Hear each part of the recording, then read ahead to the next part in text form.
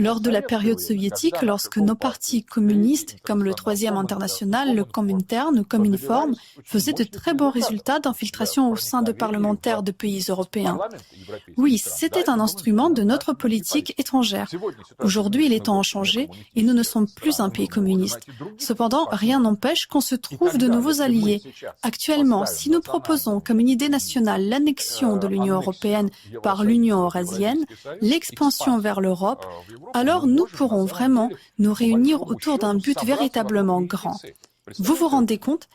Annexer l'Europe, ça c'est russe. On nous propose d'augmenter le PIB de 0,1% ou de 3%, ou de loger des immigrés ou de vacciner des chiens. Tout cela est génial, certes, mais ce n'est pas russe. Et c'est pour ça que nous ne faisons rien de tout cela.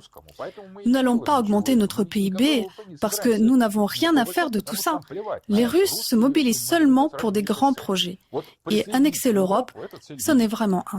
Par ailleurs, les occidentophiles du 19e siècle qui admiraient tellement l'Occident, comment l'admiraient-ils? Ils voulaient récupérer les technologies occidentales pour que la Russie devienne grande et pour qu'elle puisse vaincre l'Occident.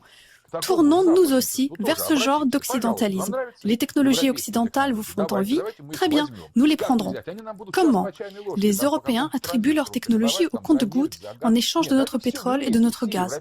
Non, prenons toutes les technologies européennes d'un seul coup, toutes en une seule fois. On envahit l'Europe et toutes leurs technologies sont à nous.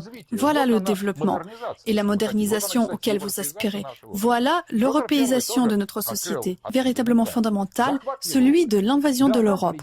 Et oui, nous devrons convaincre certaines personnes. Et alors, je pense que pour ce faire, il faut utiliser non pas le hard power, mais le soft power eurasien. Trouver une cinquième colonne, la former et la promouvoir.